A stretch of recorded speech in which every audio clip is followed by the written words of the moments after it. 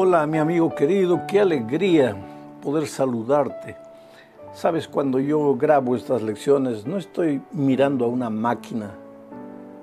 Yo te imagino, y te imagino en las más diferentes circunstancias. No sé quién eres, no sé dónde estás, pero sin duda hay gente triste, hay gente feliz, porque mientras vivamos en nuestro peregrinaje en esta tierra hacia nuestro verdadero hogar, pues el dolor muchas veces nos va a tocar la puerta del corazón.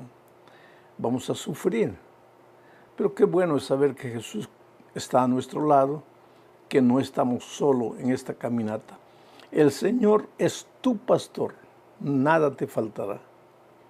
Aunque pases por el valle de la sombra de la muerte, finalmente tu pastor te llevará a pastos verdes y aguas tranquilas. Vamos al estudio de la lección número 5 para el 3 de agosto del año 2024. El título de la lección es Milagros alrededor del lago. ¿A qué lago se refiere? Voy a estudiar esto un poquito más adelante. Pero el propósito de la lección de esta semana es mostrar 3 milagros que Jesús operó y que están relatados en el capítulo 5 de Marcos, y que se realizaron alrededor del lago. Nosotros vamos a tratar de sacar lecciones, extraer lecciones de esos milagros, lecciones que puedan ser aplicadas a nuestra vida, porque ya dije muchas veces, el propósito de la Biblia no es solamente registrar historias o registrar milagros, sino enseñarnos a vivir en esta tierra. Tenemos que estar siempre dispuestos a aprender, no leer el milagro simplemente por un milagro que sucedió en aquellos días, no solamente leer la historia como historia, sino preguntarnos, ¿qué puedo aprender yo hoy aquí? ¿Qué lección puedo sacar de todo esto que puede ser aplicada a mi vida, a las luchas, a los dramas que estoy viviendo hoy? Bueno, te digo una cosa, el lago al que se refiere Marcos 5 es el lago de Genesaret, o también lago de Tiberíades, o también mar de Galilea.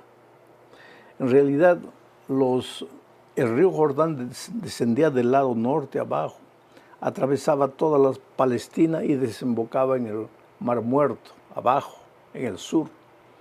Pero entonces, ¿qué pasaba?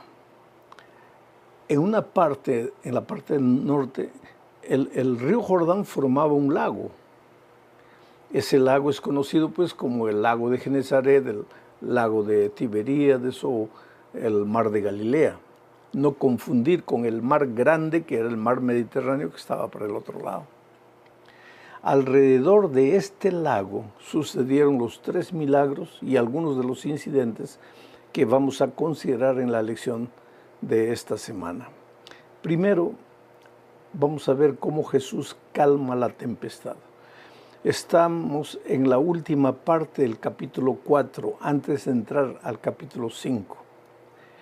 Leo el texto bíblico en Marcos capítulo 4, versículos 37 al 41. Este es un milagro, pero en realidad es un milagro operado en medio de la naturaleza. En el capítulo 4, el Señor Jesús opera muchos milagros. Él trabaja en favor de la salvación de las personas. En fin, leamos el texto para entender mejor. Marcos 4, 37 al 41. Dice así: pero se levantó una gran tempestad. ¿Por qué dice pero?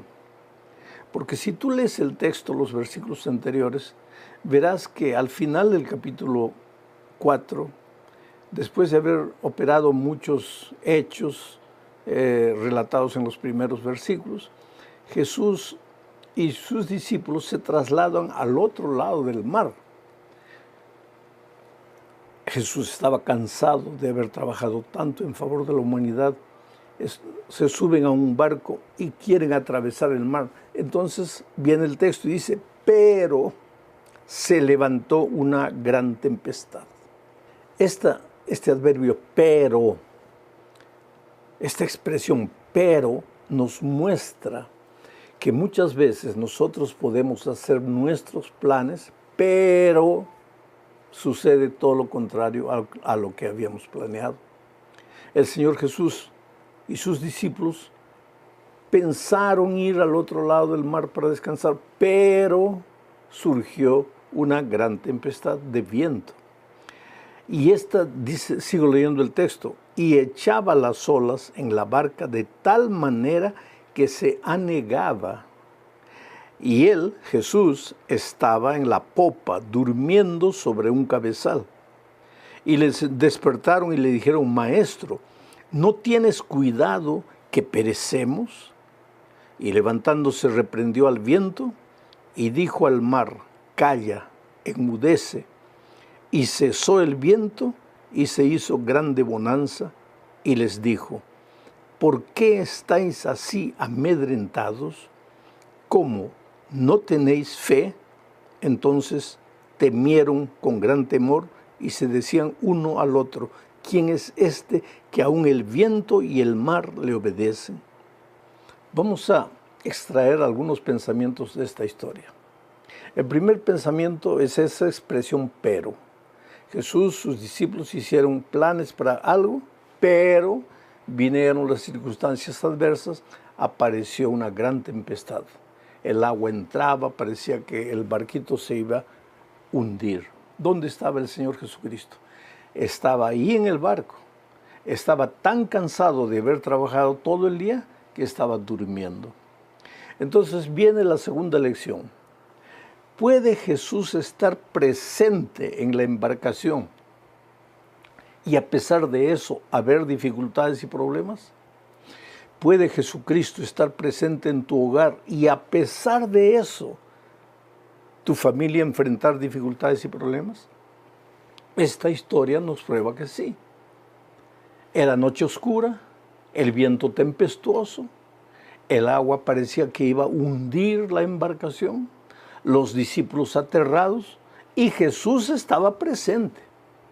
O sea, el hecho de que Jesús está presente en tu vida no es una garantía de que nada malo te va a acontecer. Entonces te puedes preguntar, entonces, ¿de qué sirve tener a Jesús si igual me va a suceder, van a venir problemas a mi vida? Ah, no. Es que cuando Jesús está presente, tú sabes a dónde ir. Tú sabes a quién buscar, y los discípulos sabían que Jesús estaba presente, y aunque la tormenta era amedrentadora, ellos despertaron a Jesús y le hicieron una pregunta infantil, porque el conocimiento de los discípulos acerca de Jesús también fue progresando poco a poco. Recuérdate que esto es casi al comienzo del ministerio de Jesucristo. ¿Qué dijeron los discípulos? Señor, duermes, tranquilo, nosotros estamos muriendo, ¿no te das cuenta del peligro? ¿Cómo no te das cuenta? ¿Cómo es que Dios no se va a dar cuenta? Solo que nosotros al primer síntoma de peligro ya nos desesperamos, ya pensamos que todo acabó, ya pensamos que estamos perdidos, ya pensamos que el barco se va a hundir, ya pensamos que la única salida es el divorcio, o la única salida es escaparse, huir, y algunos extremadamente piensan que la única salida es quitarme la vida. No, querido, calma. El hecho de que tienes problemas en la vida no quiere decir que Jesús se olvidó de ti. Él está ahí. Y Él les dijo, Él calmó la tempestad, lógico. ¿Qué era la tempestad? Él era el creador de los cielos y la tierra. ¿Qué era la tempestad para no obedecerle? Y la tempestad paró. Pero la pregunta, o lo que el Señor Jesús le dijo a sus discípulos es interesante. ¿Por qué estáis amedrentados? Ya dije muchas veces que el miedo te paraliza. El miedo te hace ver los peligros pequeños mucho más grandes de lo que en realidad son. El miedo te enloquece, el miedo descontrolado se llama pánico, y cuando estás con pánico no ves la salida, te desesperas. Jesucristo lo primero que hace en tu vida es quitarte el miedo, colocar paz en tu corazón para que puedas mirar que tu problema no es tan grande que tú imaginas. No es que no hay problemas. No estoy disminuyendo la dimensión de las dificultades que enfrentas, pero quiero decirte que cuando Jesús está en tu vida, Esa dimensión no es tan grande como tú la imaginabas. Vamos a la segunda parte del estudio. Después, cuando salieron del barco ya al otro lado del río, llegaron a la zona de los Gadarenos. Esa región era la región donde se había establecido la tribu de Gad cuando ellos llegaron a la tierra prometida. Los Gadarenos se apartaron de Dios. La mayoría de los Gadarenos era criadora de puercos, criaban muchos puercos. Naturalmente, este milagro no sucedió en la ciudad de Gadara, sucedió a las orillas del mar. Entre el mar y la ciudad de Gadara había unos abismos, unos precipicios enormes, y también ahí pastaban muchos puercos, pastaban en esa región también cabras y todo eso. Y cuando Jesús llegó ahí con sus discípulos, voy a leer lo que dice Marcos 5, 1 al 5. Dice así: vinieron al otro lado del mar, a la región de los Gadarenos, y cuando salió él, Jesús, de la barca, enseguida vino a su encuentro de los sepulcros un hombre con un espíritu inmundo, que tenía su morada en los sepulcros, y nadie podía atarle ni aun con cadenas, porque muchas veces había sido atado con grillos y cadenas, mas las cadenas habían sido hechas pedazos por él, y desmenuzados los grillos, y nadie le podía dominar. Oh, querido, evidentemente este hombre estaba endemoniado. Algunos pensamientos que voy a desprender de este milagro, porque ya te dije que vamos a sacar las lecciones para nuestra vida. Este hombre estaba poseído por el demonio. Y poseído por el demonio, dice el texto bíblico que él habitaba en los sepulcros. Mi pregunta es, ¿quién mora en los sepulcros? ¿Quién habita los sepulcros? Los muertos. O sea que este hombre estaba muerto, pero estaba vivo. Estaba vivo en el sentido de que respiraba, comía, se movía, gritaba, lloraba. Pero estaba muerto en el sentido de que lo que vivía él no era vida. Quiere decir, no basta respirar, no basta tener vida biológica. Hay que tener vida espiritual, y solo si estás en Cristo estás vivo espiritualmente. Separado de Cristo, pues estás en el territorio del enemigo, como este pobre Gadareno. Estaba poseído por el enemigo, y lo que vivía no era vida. Dice el texto que agarraba pedazos de piedras y se hería los brazos, se hacía sangrar. La sangre simboliza vida, o sea, se estaba quitando la vida. ¿Qué piensas del joven drogadicto que usando las drogas se va quitando la vida? ¿Ah? Y muchas veces el joven promete, nunca más, ahora sí prometo, esta es la última vez. Puede ser droga o puede ser cualquier vicio, pero ¿qué dice el texto?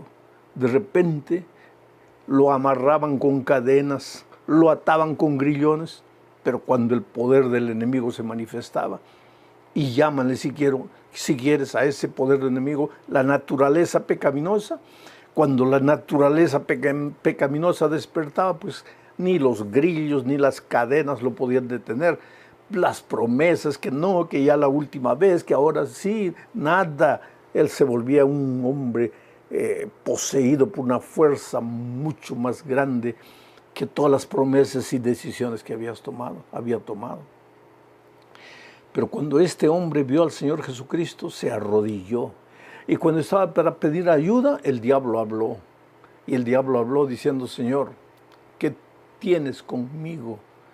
¿Por qué me atormentas? Porque la presencia del Señor Jesús es tormento, no solo para el demonio, para sus ángeles, sino para todo aquel que no cree en el nombre del Señor Jesucristo. Es tormento. Y la historia sigue leyendo, tú en la Biblia toma el texto, sigue leyendo toda la historia. Vas a ver que los demonios salieron y entraron a los puercos. Había un hato de puercos ahí, entraron y los puercos se fueron por el precipicio, por el despeñadero, y murieron 200 puercos. Cuando la noticia llegó a los hacendados, a los dueños de los puercos, ellos vinieron y le dijeron a Jesús, Señor, por favor, vete de estas tierras. Aquí hay una última lección que tenemos que aprender. Vete de estas tierras. En otras palabras, preferimos nuestros puercos que a ti. Por favor, llévate tu mensaje. lo que tenemos aquí, que es material, que es inmediato, que no dura mucho, pero que da placer. Queremos eso, queremos quedarnos con eso. Tú llévate tu mensaje a otro lado, no te queremos, vete de estas tierras. Quiere decir, para ellos los puercos valían más que una vida que había sido libertada del poder del demonio por el Señor Jesucristo. Esta lección debería durar 4 o 5 horas, porque hay tanta lección, pero no hay tiempo para analizar todo. Vamos a la parte 3. En la montaña rusa con Jesús. ¿Por qué dicen la montaña rusa con Jesús? A veces nosotros pensamos, pues en la montaña rusa parece que te vas y ay, comienzas a gritar, ay, ay, ay. Y en la vida a veces nos lleva a la montaña rusa, porque parece que no hay solución, parece que nos vamos de cabeza para abajo y gritamos y nos desesperamos, pero cuando estás con Jesús, todo es diferente. Jesús se fue al otro lado del mar ahora, iba de un lado, iba para el otro lado, en fin. Cuando llegó al otro lado del mar sucedió una cosa interesante. Leo Marcos 5, 21 al 24. Pasando otra vez Jesús en una barca a la otra orilla, se reunió alrededor de él una gran multitud y él estaba junto al mar. Y vino uno de los principales de la sinagoga llamado Jairo, y luego que le vio se postró a sus pies y le rogaba mucho diciendo, mi hija está agonizando, ven y pon las manos sobre ella para que sea salva y vivirá. Pues fue Jesús con él y le seguía una gran multitud y le apretaban. Un principal de la sinagoga. Querido, él no creía en Jesús, pero cuando tu hija está muriendo y los médicos no tienen solución, ¿qué haces?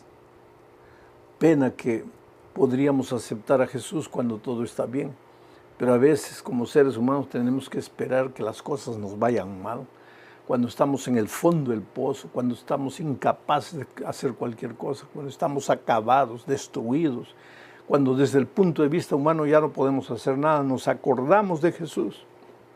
Y qué bueno es Él, que no nos rechaza. Este hombre llegó, se postró ante el Señor Jesús, lo reconocía como Dios, evidentemente, si no, no se hubiera postrado. Había escuchado sus milagros, había escuchado lo que Él hacía. Le dijo, Señor, mi hijita está muriendo, por favor, ven conmigo, ayúdame. Y el Señor Jesús estaba yendo con él. Pero ahí entra otra historia, otro milagro, porque aparece la mujer que tenía hemorragia durante 12 años. Y esa mujer se mete entre la multitud y toca el vestido de Jesús porque pensaba en su corazón, yo no soy digna de nada, pero si solo toco su túnica seré salva. Y tocó la túnica de Jesús y de repente Jesús paró y preguntó, ¿quién me ha tocado? Y esa pregunta aparentemente era una pregunta ingenua. ¿Por qué? Porque los discípulos vienen y le dicen, pero Señor, ¿cómo vas a preguntar quién me tocó si una multitud te está apretando? Pero Jesús no estaba hablando de quién me tocó. Claro que todo el mundo lo tocaba, pero quién me tocó con fe. Porque, querido, una cosa es ir a la iglesia, la multitud va, otra cosa es ir a la iglesia con fe. Una cosa es buscar a Jesús, todo el mundo lo busca, pero otra cosa es buscarlo con fe. ¿Quién me tocó? Y la pobre mujer dice, Señor, yo, por favor, perdóname. Y Jesús la miró y dijo, hija, no tengo nada que perdonarte. Estás sana de todos tus males, vete tranquila. Y yo creo que mientras Jesús estaba dialogando con la mujer y paró y preguntó quién me tocó y miró para todos lados para ver quién lo había tocado, Jairo, desesperado a un lado, estaría pensando, pero Señor, tú no entiendes, esa mujer puede esperar, pero mi hija está muriendo, Señor, por favor, ayúdame, entiende. Oh, querido, no es que Dios no te entiende, sino que Dios tiene su tiempo. Lo que para ti es ahora, tal vez para Dios no. Tú tienes que aprender a respetar el tiempo de Dios. Pero entonces ahora, el propio Señor Jesucristo le dijo, vamos. Jairo ya estaba desanimado. ¿Por qué? Porque el texto bíblico dice que llegaron emisarios de la casa de Jairo y le dijeron, Jairo, ya no molestes al maestro porque ya tu hija murió. O sea, murió y acabó. Acabó para ti y para mí. Oh, querido, La humanidad puede mirar a alguien y decir, "No, ese está muerto, para ese ya no hay remedio, ese acabó". Para nosotros acabó, no para el Señor Jesucristo. Porque entonces Jesús le dijo a Jairo, vamos, tu hija no ha muerto, tu hija está durmiendo, porque la muerte para los que creen en Jesucristo es apenas dormir hasta la mañana de la resurrección. Y entonces Jesús fue con Jairo, llegaron a la casa, entró al cuarto la niña y le dijo una frase en arameo, Talita Kumi, que quiere decir, niña, levántate. Y la niña se levantó. Oh querido, si has perdido un ser querido, una hija, un hijo pequeño, un joven, y el dolor todavía te perturba, ya va a llegar pronto el día en que la trompeta va a sonar y el Señor Jesucristo le va a decir a tu hijo que está enterrado, Talita Kumi, hijo, levántate. Y tú vas a abrazar a tu hijo. Así es el poder maravilloso del Señor Jesucristo. Vamos a la cuarta y penúltima parte de este estudio. Rechazo y aceptación. Jesucristo llegó a su tierra. Ya estamos en Marcos 6 ahora. Versículos 1 y 2, leo. Salió Jesús de allí y vino a su tierra y le seguían sus discípulos. Y llegado el día de reposo comenzó a enseñar en la sinagoga y muchos oyéndole se admiraban y decían, ¿de dónde tiene estas cosas? ¿Y qué sabiduría es esta que le es dada? Y estos milagros que por sus manos son hechos. Sabes, querido, nadie es profeta en su propia tierra. Todos lo aceptaban a Jesucristo, el pueblo. Venían de un lugar, de otro lugar. El pueblo se dirigía, buscaba al Señor Jesús. El propio Jairo, un principal de la sinagoga, se arrodilló delante del Señor Jesucristo. Pero los de Nazaret, donde Jesús había crecido, ellos no acreditaban en Jesús. ¿No es este el hijo del carpintero? ¿Quién le ha enseñado todas estas cosas? Porque Jesús hablaba y hablaba con sabiduría. Y ellos se admiraban, ¿pero de dónde saca esto? Pues no sacaba de él. Él era Dios, es verdad, pero en esta tierra trabajaba como hombre, andaba, caminaba como hombre, se cansaba como ser humano. Pero él, además de ser Dios, vino a esta tierra para enseñarnos a vivir en compañerismo con Dios. Y él buscaba a Dios, pasaba mucho tiempo en oración. Y pues la sabiduría que tenía venía de su Padre. Y la gente se admiraba simplemente porque no conocía el poder de Dios. Llegamos al fin de este estudio, una clase diferente de Mesías. Aquí hay un milagro largo también. Está en Marcos capítulo 6. Solo voy a leer el versículo 35. Dice así. Cuando ya era muy avanzada la hora, sus discípulos se acercaron a él diciendo, el lugar es desierto y la hora ya muy avanzada. Despídelos para que vayan a los campos y aldeas de alrededor y compren pan, pues no tienen qué comer. Respondiendo él les dijo, dadles vosotros de comer. Oh, querido, este es el milagro de los panes y los peces, registrado por Marcos. Con 5 panes y 2 peces, el Señor Jesús alimentó una multitud de 5,000 hombres, sin contar mujeres y niños. Coloca una mujer, 10,000, un niño por pareja, por lo menos 15,000 personas. Pero Jesús no hizo el milagro de primera. Primero Él le dijo a sus discípulos, denles ustedes de comer. Y ellos se preguntan, pero Señor, ¿cómo? No tenemos nada aquí. ¿Cómo no tienen? ¿Algo tienen? Sí, solo 5 panes y 2 peces. ¿Pero qué es eso para 15,000? Ah, querido, coloca lo poco que tienes en las manos de Dios. Dios se va a encargar de hacer lo que falta. ¿Cuántas veces nosotros vivimos acomplejados por el complejo del nada? No tengo nada. Moisés en el desierto, solo una vara, que con esa vara abrió el Mar Rojo. ¿Ah? Solo un granito de mostaza, pues ese granito crece. Solo 2 hombres ignorantes, discípulos, llamados por primera vez, pues con ellos se dio origen a la iglesia cristiana. Solo 5 piedrecitas, pues con eso David derrotó al gigante Goliat y ni siquiera usó las 5 piedras, solo una. Y ahora solo 5 panes y 2 pececitos y con eso el Señor Jesús alimentó a la multitud. ¿Qué tienes en tu casa? ¿Estás pasando por un momento difícil de tribulación, de dificultad financiera, económica? ¿Qué tienes en tu casa?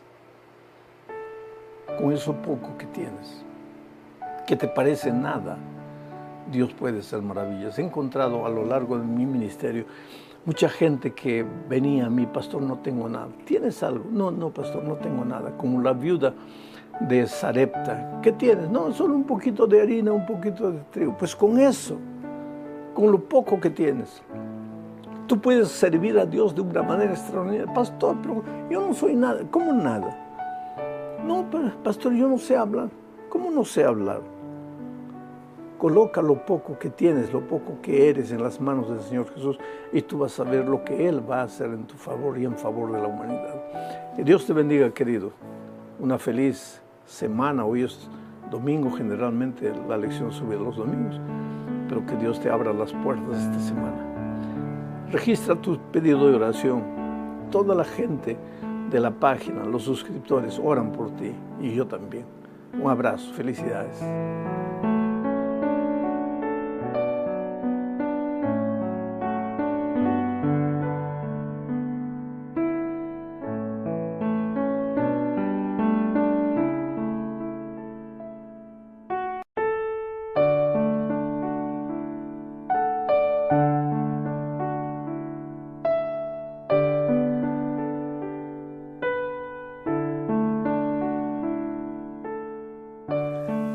Hola, mi amigo querido, qué alegría. Quiero agradecer a Dios por la bendición de la vida.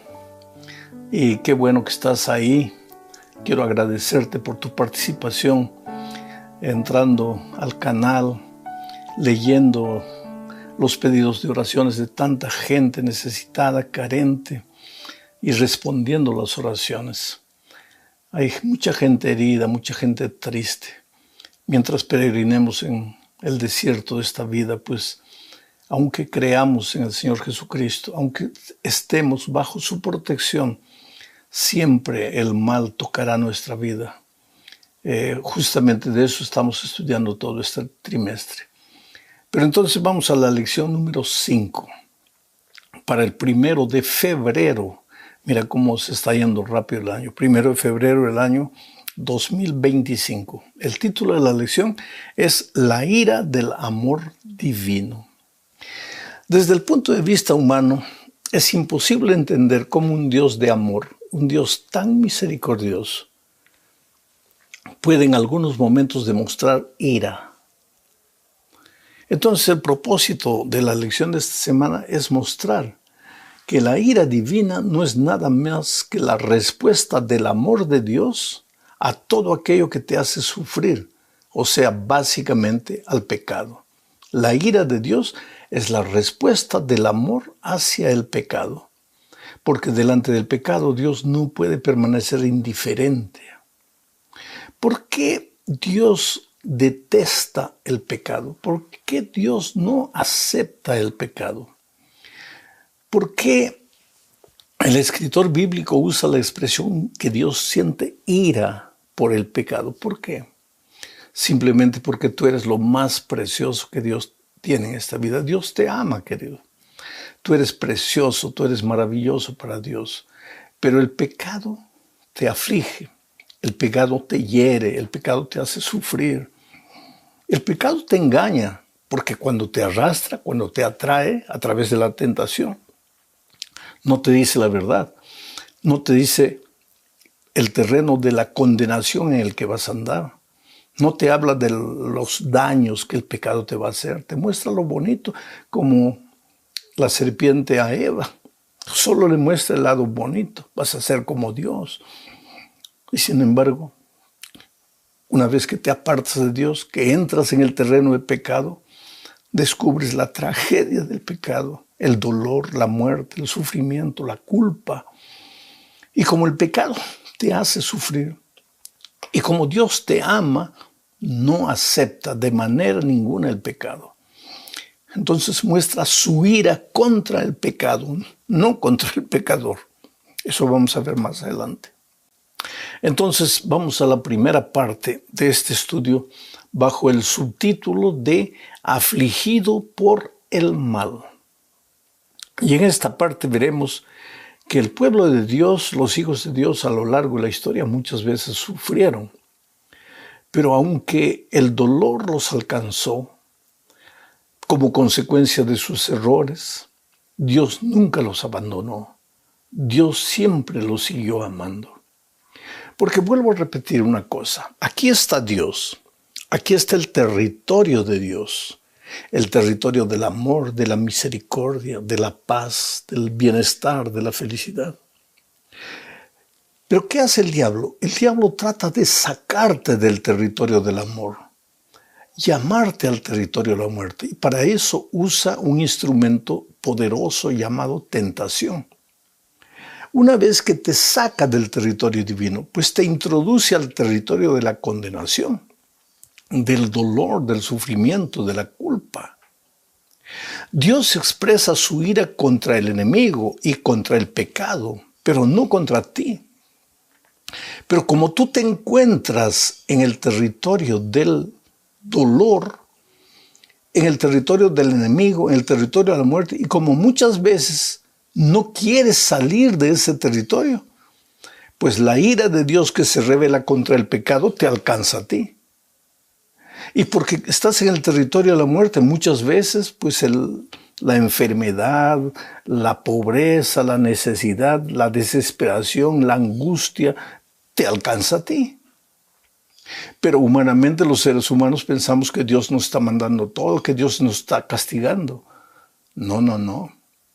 Dios es un Dios compasivo. Aun cuando tú te separas de Él, aun cuando entras al territorio donde las consecuencias del pecado te van a alcanzar, Dios te ama. Y eso es lo que vamos a ver en el Salmo 78, 21 al 24. Dice así: por tanto, oyó Jehová y se indignó. ¿Qué oyó? Lo que los hombres estaban haciendo, la perversidad de los seres humanos. Por tanto, oyó Jehová y se indignó. Se encendió el fuego contra Jacob, y el furor subió también contra Israel, por cuanto no habían creído a Dios, ni habían confiado en su salvación. Sin embargo, mandó a las nubes de arriba y abrió las puertas de los cielos, e hizo llover sobre ellos maná para que comiesen, y les dio trigo de los cielos. Entendamos este texto. El pueblo de Israel se rebeló contra Dios. Rebelarse contra Dios es alejarse de Dios, entrar al territorio de la muerte. Y Dios se indignó contra la actitud de su pueblo, contra el pecado de su pueblo, no contra su pueblo. Dios siguió amando a sus hijos, pero no podía aprobar la actitud de ellos. Entonces, aunque ellos sufrían las consecuencias de haber entrado al territorio del pecado, Dios abrió las nubes de los cielos e hizo caer maná, quiere decir, los cuidaba, aún en el territorio del pecado, los seguía amando y los seguía cuidando. Evidentemente no podía librarlos de las consecuencias de la decisión equivocada que ellos habían tomado. Vamos a otro texto más. Salmo 78, 38 dice: Dios les tenía compasión, perdonaba su maldad y no los destruía. Muchas veces apartó su ira y no despertó todo su enojo. Qué maravilloso amor de Dios, ¿no? Si Dios no tuviese la paciencia, la misericordia, la longanimidad que tiene con nosotros, en el momento que nos separásemos de Él ya estaríamos muertos. Pero Dios nos espera, Dios nos ama. ¿Y por qué nos espera? Porque sabe que así como el hijo pródigo un día volvió al Padre, nosotros también volveremos. Quién sabe, en este momento tú eres uno de esos hijos que se encuentran lejos de Dios. No estoy diciendo lejos de la iglesia, tal vez estás yendo todos los sábados a la iglesia, pero te encuentras lejos de Dios.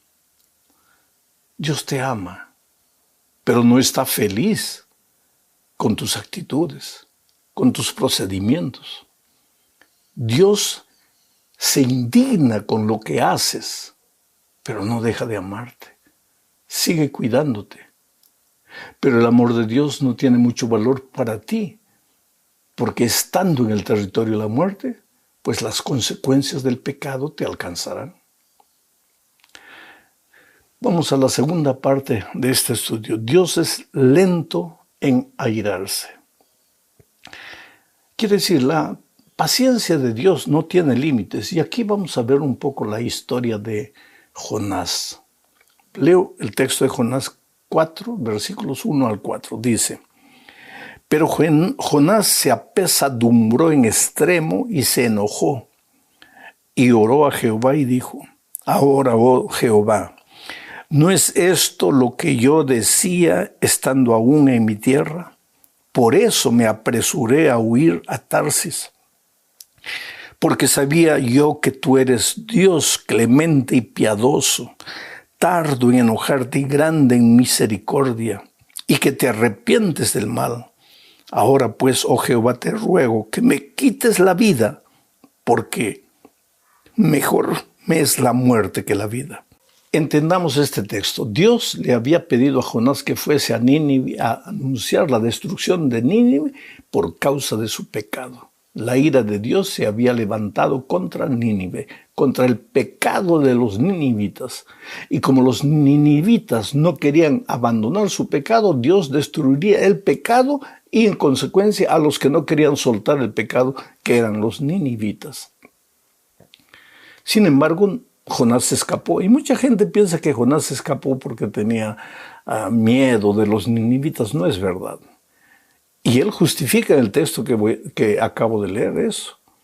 Porque cuando Dios perdonó, porque tú sabes que la historia de Jonás es interesante, porque él huyó y en el mar la ballena lo tragó, en fin, finalmente fue a Nínive y predicó el evangelio. Y todo el pueblo se arrepintió, porque no entendía que su mal procedimiento lo estaba llevando a la destrucción. Todo el pueblo se arrepintió, desde el rey hasta el último siervo. Y Dios perdonó a Nínive. Entonces Jonás, en lugar de alegrarse, se entristeció. Y le dijo: Señor, ¿no es esto lo que yo te dije? ¿Por qué me escapé de cumplir la misión? Porque yo sabía que tú eres un Dios bueno, clemente, tardo en airarte, que tú te arrepientes de hacer el mal, que tú solo quieres el bien de tus hijos. Porque si yo tuviera seguridad de que tú los ibas a destruir, yo habría ido la primera vez. Pero yo sabía que tú los ibas a perdonar.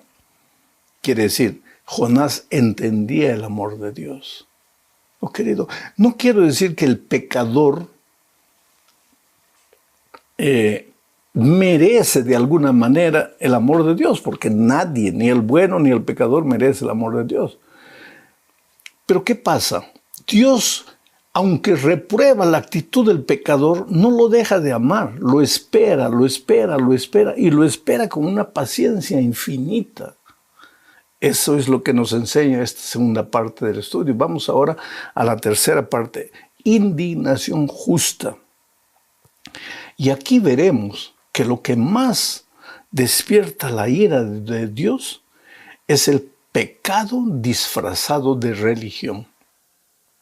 Porque aquí encontramos que Jesucristo, cuando estuvo en esta tierra, y Jesucristo era Dios, pero hecho hombre, entró al templo y cuando vio que en nombre de la religión se estaba comercializando, se estaba vendiendo, se estaba comprando, la gente pobre iba, no tenía un corderito, iba al templo para ofrecer sacrificio y tenía que comprar un corderito. Y los comerciantes vendían ese corderito a veces 2, 3 veces más el precio. Pues eso indignó al Señor Jesucristo. Leo Mateo 21, 12 y 13.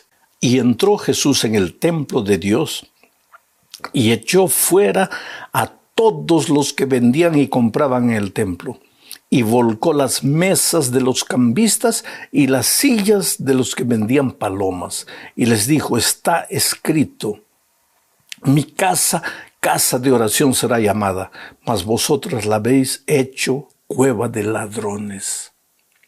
Esta es la indignación divina Dios se había hecho hombre, Jesús estaba en esta tierra. Y Él desaprueba con esta actitud al pecado disfrazado de religión. Porque el pecado explícito, el que practica el pecado explícito, pues es un pecador a toda vista. Pero lo que el texto nos está diciendo esta mañana es que corremos el peligro de tener el pecado escondido en nuestro corazón estando dentro de la iglesia. Y podemos practicar el pecado aún en nombre de la religión. ¿Por qué crees que en nombre de religión se mata? Mucha gente dice, pero yo no mato. Sí, pero en tu junta de iglesia no discutes y a veces tus ojos se enardecen de tal manera que serías capaz de dar un golpe al que está contradiciendo tu posición. Y somos miembros de la junta. Somos los practicantes de la religión. Y algunos dicen, no, pero mi indignación es una ira santa. ¿Ira santa? Oh, querido, cuidado, cuidado. La ira santa no es una emoción descontrolada y enfermiza. La ira santa es la desaprobación de Dios al pecado. Pero esa emoción descontrolada que tú sientes en tu corazón, no te atrevas a llamarle a eso ira santa, por favor. El pueblo de Dios tiene que ser un pueblo de amor, un pueblo que sea capaz de entender. Especialmente cuando tú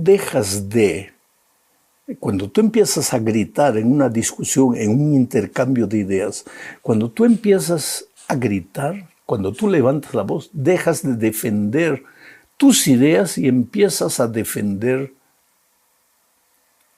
tu egoísmo, empiezas a defenderte a ti mismo. Yo no quiero decir que en la familia de Dios no haya muchas veces puntos de vista contrarios.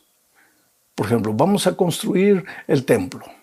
El hermano Pedro quiere que la ventana vaya a la izquierda, pero el hermano Juan quiere que la ventana vaya a la derecha. La hermana Rosa quiere que la ventana tenga cortinas. La hermana Juana quiere que la ventana tenga persianas. Claro que hay puntos de vista divergentes. Y muchas veces vamos a dialogar para ponernos de acuerdo. Pero de ponernos de acuerdo a empezar a gritarnos, a ofendernos, o a creer que todo aquel que tiene un punto de vista diferente de mí es mi enemigo, ahí hay mucha diferencia, querido. Entonces, el Señor Jesucristo mostró su indignación en el templo justamente porque estaban usando la religión para esconder el pecado. Vamos a la cuarta parte de este estudio. Dios no aflige voluntariamente. Quiere decir, la ira de Dios es contra el pecado y no contra los pecadores. Leo Lamentaciones 3, 31 al 33. Dice así. Porque el Señor no desecha para siempre, antes se aflige. También se compadece según la multitud de sus misericordias, porque no aflige ni entristece voluntariamente a los hijos de los hombres. Oh, querido, lo que este texto está diciendo es que la naturaleza de Dios es amor.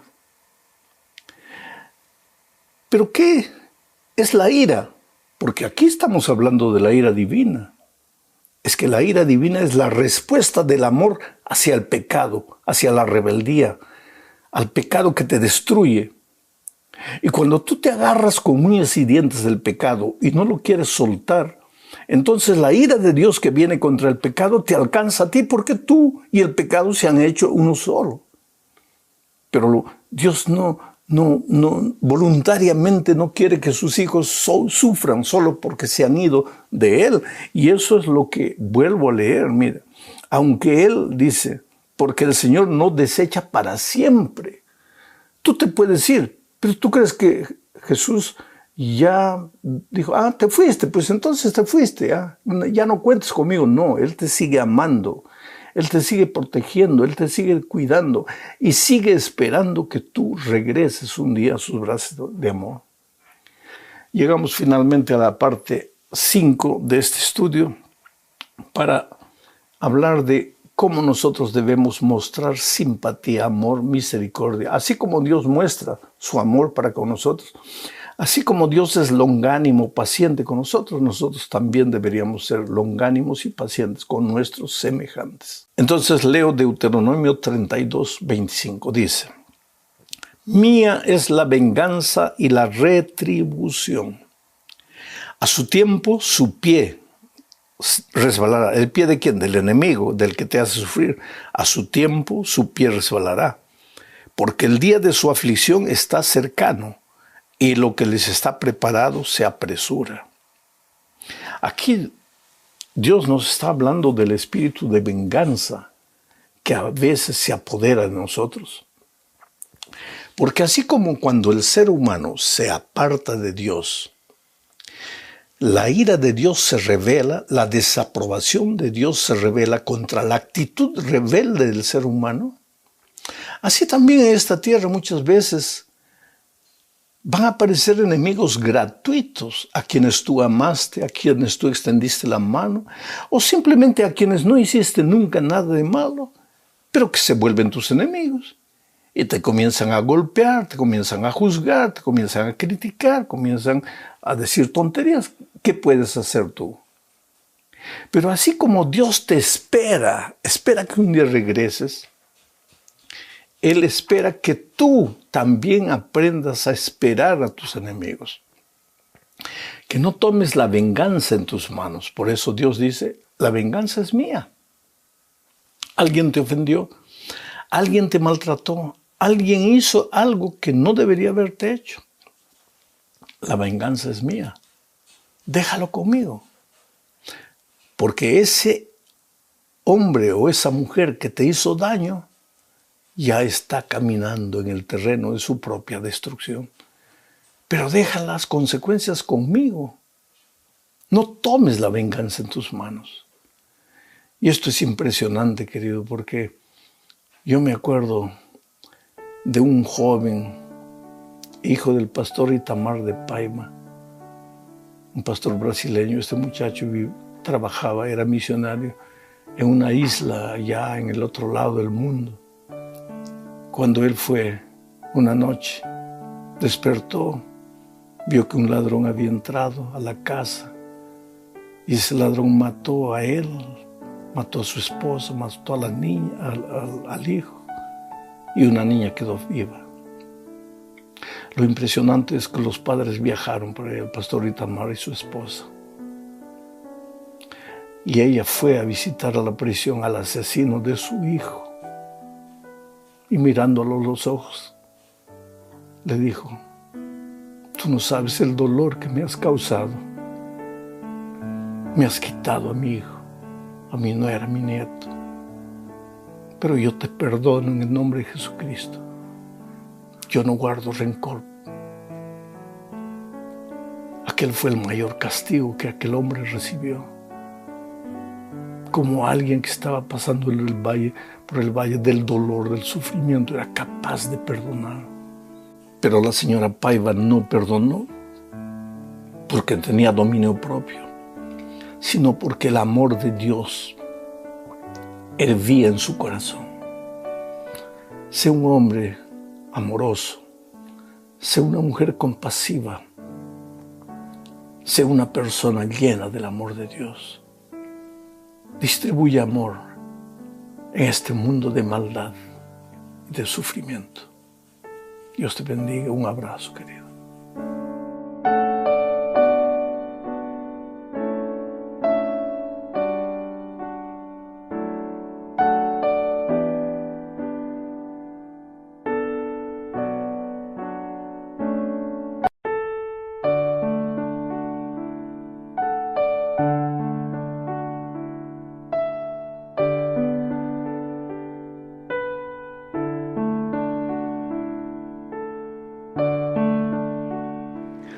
Hola, mi amigo querido.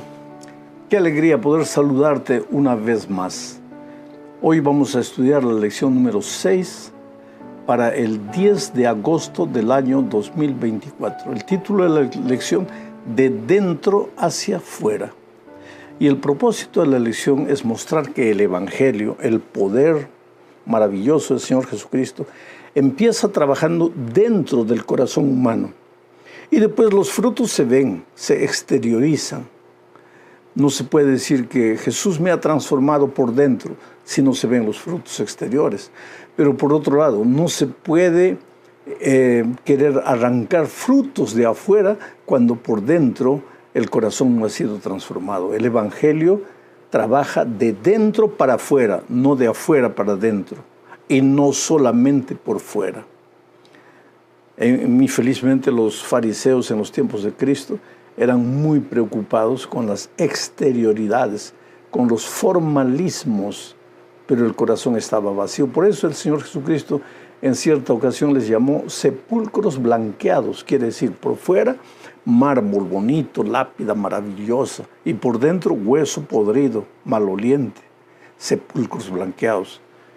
La hipocresía no fue patrimonio de los fariseos en aquellos tiempos. En realidad la hipocresía forma parte del ser humano. Y hoy mismo en nuestra iglesia corremos el peligro de caer en el terreno de la hipocresía, de vivir apenas aparentando, tratando de mostrar que todo está bien por fuera, cuando por dentro nada está bien. Vamos a la primera parte de este estudio, hablando de las tradiciones humanas versus los mandamientos de Dios. Aquí vamos a ver el incidente del lavamiento de las manos. Leo Marcos capítulo 7, versículos 6 y 8. Dice así: respondiendo él, Jesús, les dijo: hipócritas, bien profetizó de vosotros Isaías, como está escrito: este pueblo de labios me honra, mas su corazón está lejos de mí. Pues en vano me honran, enseñando como doctrinas mandamientos de hombres, porque dejando el mandamiento de Dios, os aferráis a la tradición de los hombres. ¿Por qué sucedió todo esto? Es que parece que un día los discípulos llegaron con hambre. Ellos vivían cansados caminando. El Señor Jesucristo iba de un lado para otro, especialmente Marcos muestra al Señor Jesús trabajando, moviéndose de un lado para otro. En la lección anterior vimos que Jesús en el propio lago iba de una orilla para la otra orilla, para la otra orilla, y en todas las orillas había gente esperando, había gente enferma, y Jesús operando milagros. Y un día llegaron los discípulos cansados y tal vez no habría agua ahí en el momento, había que ir a buscar, y ellos estaban con tanto hambre que comenzaron a comer sin lavarse las manos. Lo que es antihigiénico, lógicamente. Después del COVID yo aprendí una cosa: siempre ando con alcohol en el bolsillo y voy desinfectándome las manos en todo instante. El COVID nos ha enseñado algunas medidas de seguridad muy interesantes, de cuidado. Solo que para los fariseos en los tiempos de Jesús, el lavarse las manos no era una cosa de higiene, era una tradición religiosa. Porque para ellos, en ese hecho de lavarse las manos, estaba implicado un asunto espiritual, una especie de purificación del pecado. Y cuando vieron a los discípulos del Señor Jesús que no se lavaban las manos, pues ellos reclamaron inmediatamente: Señor, ¿por qué tus discípulos no se lavan las manos? Y ahí el Señor Jesucristo fue duro con ellos y les dijo: ustedes están preocupados por las cosas que se ven, pero no analizan su corazón. Ustedes quieren purificar lo que se ve, las manos, pero no purifican el corazón. Ahora, mucha gente, en este mismo texto, si tú lees los versículos posteriores, vas a ver que el Señor Jesucristo les dice a los fariseos que lo que contamina al ser humano no es lo que entra al cuerpo. Entonces se puede comer de todo, algunos deducen así. Aquí Jesús ya declaró todos los animales limpios, entonces no hay que estar preocupado mucho con lo que se come, porque lo que se come no contamina al cuerpo. Bueno, ese es un bonito argumento humano para dar rienda suelta al apetito y comer todo lo que se quiere, Pero eso no es correcto a la luz de la palabra de Dios. Porque si el Señor Jesucristo hubiera, en este texto donde no se habla de animales, no se está hablando de alimentación, se está hablando del ritual específico de lavarse las manos, si el Señor Jesucristo aquí hubiera declarado todos los animales limpios, pues entonces vamos a comernos un perrito frito, un ratoncito frito, una rata asada o cualquier cosa así, o un gato. No, pero con gato, eso no se come. ¿Y de dónde sacas que no se come? Si el Señor Jesucristo ya declaró todo limpio, no puede ser, pues ese texto no se puede aplicar a los alimentos. No podemos decir, esto es limpio. No, es decir, a nuestra regalada gana. No, tenemos que respetar lo que la palabra de Dios dice. Y las instrucciones de Dios están ahí para que cualquiera pueda leer. Vamos a la segunda parte. ¿Manos limpias o corazón limpio? ¿Qué es lo que realmente importa? Leemos el texto de Marcos 7, 14 al 16. Y llamando así a toda la multitud, les dijo, oídme todos y entended. Nada hay fuera del hombre que entre en él que le pueda contaminar. Pero lo que sale de él, eso es lo que contamina al hombre. Si alguno tiene oídos para oír, oiga. Es interesante que en este texto hay dos frases que me impresionan. Dice, llamando así a toda la multitud, les dijo, oídme todos y entended. ¿Por qué? Porque hay mucha gente que oye, pero no entiende. Oye, pero no entiende. Y después en la última parte, el versículo 16, dice, si alguno tiene oídos para oír, oiga. Porque algunos tienen oídos, pero no oyen. No reflexionan, no entienden. O porque no tienen capacidad de entender, pero yo creo que muchas veces porque no quieren entender. Se van endureciendo contra el Espíritu Santo. El Espíritu Santo les habla. El Espíritu Santo enseña, es el maestro por excelencia. Pero si tú no le haces caso, pues llega un momento, no en que el Espíritu deja de hablarte, el Espíritu nunca va a dejar de hablarte, pero tú dejas de escuchar, porque tu corazón se endurece. Entonces tienes oído, pero no oyes. Tú oyes, pero no entiendes. Y esa era la situación de muchos judíos en los tiempos del Señor Jesucristo. Ahora Jesús es claro aquí al decir, ¿por qué ustedes se preocupan tanto por las exterioridades? Lo que contamina al hombre no es lo que entra a su cuerpo, sino lo que sale. Y está hablando aquí de los pensamientos, de las palabras.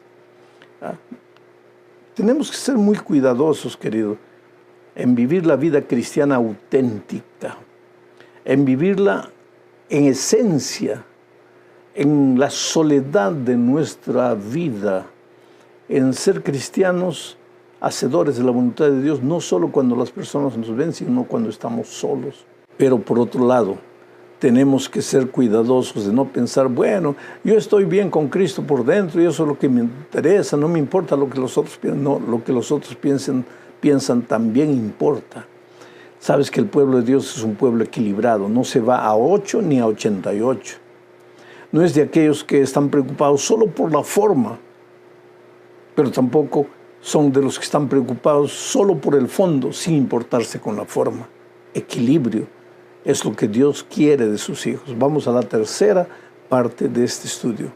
Migajas para los perros. Este es un milagro que sucedió en la parte norte de Galilea, ya en la frontera con Fenicia. Leo Marcos 7, 24 al 27. Una mujer sirofenicia llegó al Señor Jesucristo con su hija endemoniada, poseída por el demonio. Y entonces Jesús aparentemente no la atiende. Digo aparentemente. Vamos a leer el texto. Marcos 7, 24 al 27. Levantándose de allí, Jesús se fue a la región de Tiro y de Sidón.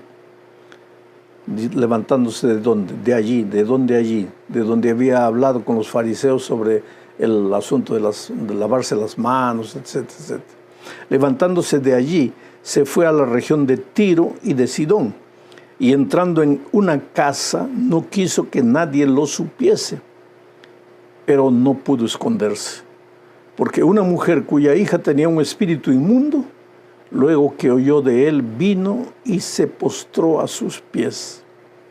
La mujer era griega y sirofenicia de nación, y le rogaba que echase fuera de su hija al demonio. Pero Jesús le dijo: deja primero que se sacien los hijos, porque no está bien tomar el pan de los hijos y echarlo a los perrillos. Esta es una parte de la vida de Jesús que mucha gente no entiende. ¿Cómo es que Jesús se atrevió a decirle a una mujer que estaba suplicando, que se arrodilló? Y si se arrodilló, lo estaba reconociendo como Dios. Es decir, esta mujer tenía la capacidad de ver lo que muchos judíos no veían, aunque era griega y había nacido en Fenicia. Pero tuvo la capacidad de ver la divinidad del Señor Jesucristo. Se postró y le pidió: por favor, ayuda a mi hija. Pero la respuesta de Jesús es: no conviene que yo te ayude primero a ti. Primero voy a atender a los hijos del pueblo de Israel. No conviene dar el pan de los hijos a los perrillos. Y mucha gente dice: pero ¿cómo puede tratar a una persona que está pidiendo ayuda, tratarla de perro? No, Jesús no dijo perro, dijo perrillos, mascotas. Hoy día yo me admiro. La gente entra a los aviones con el perro al lado. El otro día tuve que viajar y un perro sentado en el asiento del medio. Y pues yo me gustan las mascotas para verlas, no para tenerlas, cuidarlas, porque tengo 4 hijos y ahora tengo 9 nietos para cuidar de ellos. Pero hay gente que le gustan las mascotas y no hay nada de raro con eso. Pero ¿qué pasa? Cuando Jesús dijo: primero voy a dar a los hijos, después a las mascotas, es lo que estaba diciendo. Porque Jesús, en su método de evangelización, no iba chocando la cultura de sus días. Si el Señor Jesús atendiese primero a la mujer, muchos judíos que podrían haber aceptado el Evangelio no aceptarían, porque el Señor les estaría dando una pedrada en la tradición, en la cultura de ellos. Jesús, de cierta manera, respetó la cultura de ellos para enseñar a todas las personas que una mujer que había venido de lejos, una mujer que aparentemente no tenía derecho, tenía fe en el Señor Jesús, tenía fe en el poder del Evangelio.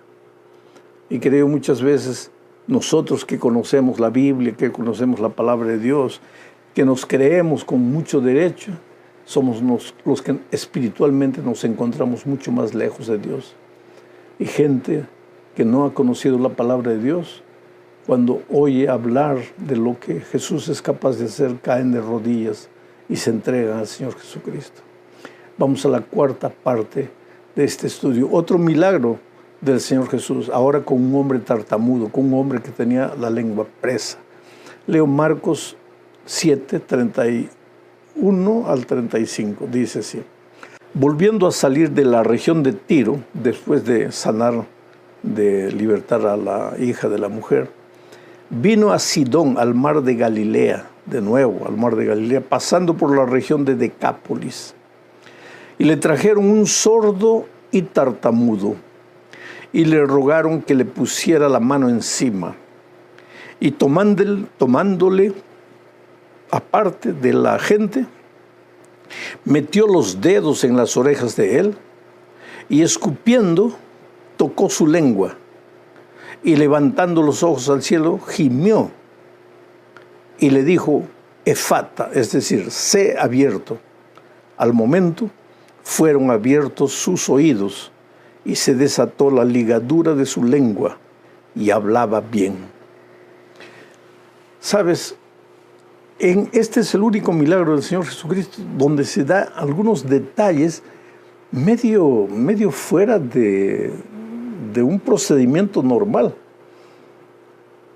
Dice que las personas le trajeron para que el Señor Jesús colocase las manos encima del sordomudo. Y el Señor le colocó los 2 dedos en los oídos, escupió y tocó su lengua con la saliva, y después levantó los ojos y clamó a Dios, y los oídos del sordo se abrieron y su lengua comenzó a hablar normalmente. ¿Por qué Jesús hizo eso? Yo no sé. Yo no sé. ¿Y por qué Marcos registra en detalle esto? Yo no sé, tal vez porque fue la primera vez que hizo así, porque te acuerdas que mucha gente era curada solo tocando sus vestidos, o con la palabra del Señor Jesucristo, o cuando Jesús tocaba el cuerpo de ellos. Pero ¿por qué este incidente con tantos detalles? Yo no sé. Ahora, lo que me importa de este milagro es que un hombre que no podía hablar, habló. Un hombre que no podía oír, oyó. Tú no eres capaz de entender lo que Dios puede hacer por ti. Hoy día todos me ven predicando, hablando en muchos lugares, en muchos estadios, hablando en iglesias, hablando en la televisión, en el internet. Pero sabes que cuando yo era un jovencito, era tan tímido que me daba miedo hablar. Y una vez en un concurso de oratoria estaba inscrito, pero cuando llegó mi vez me congelé, no podía entrar. Y vino un profesor y me tocó el hombro y me dijo: Alejandro, ve. Pero era una voz, era una orden, al mismo tiempo era una palabra de ánimo. Era un discurso que ese maestro me dio como diciendo: hijo, ve en nombre de Dios, Dios va a hacer lo que tú no puedes hacer por ti. Y fui. Y desde ese día seguí yendo hasta hoy. Dios me abrió los labios y me dio la capacidad de predicar. Tú no eres capaz de imaginar a dónde Dios te puede llevar. ¿Cuántas veces encuentro jovencitos de 13, 14 años? A veces me miran con ilusión: pastor, ¿usted cree que yo seré un grande pastor, que voy a predicar también para multitudes? Claro que tú no tienes idea dónde Dios te puede llevar, pero coloca tu vida en las manos de Dios. Deja que Dios abra primero tus oídos para entender, ¿qué cosa? Su palabra. Y en segundo lugar, que el Señor toque tu lengua. ¿Para qué? Para que hables. ¿Y para qué todo? Para gloria de Dios, para gloria de su nombre. Dios es Dios que toma cosas pequeñas y las hace grandes.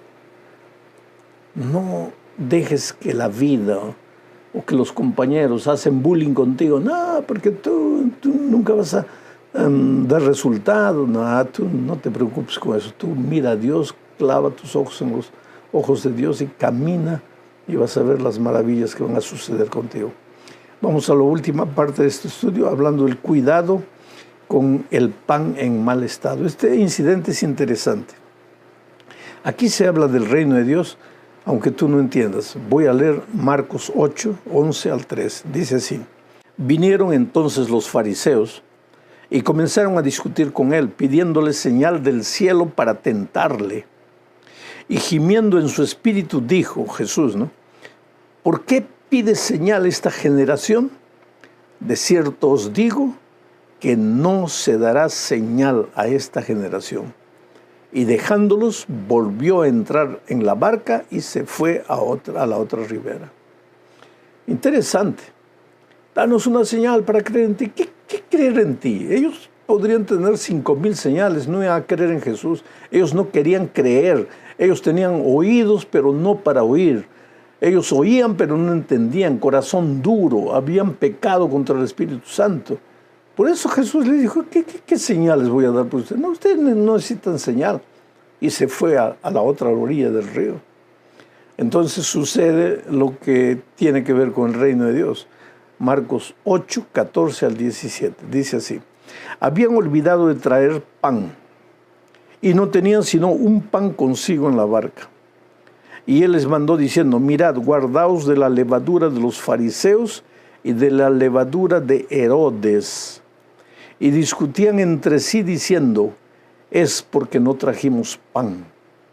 Entendiéndolo Jesús les dijo: ¿qué discutís? ¿Porque no tenéis pan? No entendéis ni comprendéis. Aún tenéis endurecido vuestro corazón. ¿Por qué Jesús les dice? No entienden ustedes. ¿Por qué? Porque cuando Jesús les habló, guardaos de la levadura de los fariseos, no estaba hablando de pan, estaba hablando de la doctrina de los fariseos. Cuando les habló de Herodes, tú sabes que Herodes era un hombre que vivió atormentado por la culpa, por haber mandado matar a Juan el Bautista, decapitándolo. La culpa lo acompañó toda la vida. Cuando Jesús apareció, Herodes pensó, es Juan reencarnado en el Señor Jesucristo para atormentarme, porque solo Juan puede tener el poder que Jesús tiene para hacer milagros. Quiere decir, el complejo de culpa te puede llevar a la desesperación y hasta la locura. Bueno, dejemos a Herodes para un lado. Pero Jesús les estaba hablando a ellos del reino de Dios, de las cosas espirituales, del mensaje errado de los fariseos que se preocupaban solo por el formalismo, sin el fondo. Y ellos, los discípulos, dicen, nos está hablando de levadura porque no hemos traído pan. Pobres discípulos. Ellos medían el reino de Dios por lo que se veía. Para ellos, pan. Pan era pan de masa. Agua era agua del pozo. El propio Nicodemo, renacer para él era volver al vientre de la madre y nacer. Y Jesús estaba hablando de cosas espirituales. El pan es la palabra de Dios. El agua es el agua de la vida. El renacer es nacer de nuevo en Cristo. Quiere decir, el reino de Dios es un reino espiritual. Pero mientras ese reino espiritual de Dios viva en esta tierra, necesitará de un reino físico, de edificios, de templos, de bancos, de pianos. Pero no hay que confundir, no hay que dedicar nuestra atención a las cosas físicas, al pan material, sino a las cosas espirituales. Hay que crecer en Cristo. No hay que leer la Biblia como un libro de cultura, como un libro de historia, como un libro de milagros. Hay que entender que por detrás de esos milagros hay un mensaje que Dios está queriendo darme. Y tal vez el último mensaje de esta semana que el Señor Jesús quiere darme es, hijo, no te preocupes apenas de las cosas que ves. Trata de ver lo que tus ojos no ven. Trata de entender lo que tus oídos no entienden. Y eso solo puede suceder si vivimos una vida de compañerismo diario con el Señor Jesucristo. Mi hermano querido, tú eres amado por Jesús. Él tiene un plan lindo para tu vida. Si eres recién bautizado, no te desesperes. A veces algunos que se han bautizado recién viven desesperados, queriendo cumplir todo, guardar todo al pie de la letra. Yo no digo que debes andar como andabas antes cuando no conocías el Evangelio. Tu vida va a cambiar, pero primero tiene que cambiar tu corazón. El Señor tiene que transformar tu carácter. Tu esposa, tus hijos tienen que ver ese cambio en tu vida. Después las cosas exteriores van a ser cambiadas también. Busca a Jesús, ora, pasa tiempo con Él, clama a Él. Si hay algo que no logras hacer, no tienes fuerzas, llora a los pies de Jesús. Dile, Señor, yo no puedo, no tengo fuerza. Por más que esfuerzo, no logro. Él te va a ayudar. Él nunca te deja solo. Tú estás en sus manos. Él te ama mucho. Si no te veo en esta tierra, quiero verte en el reino de los cielos. Un gran abrazo. Que Dios te bendiga ricamente.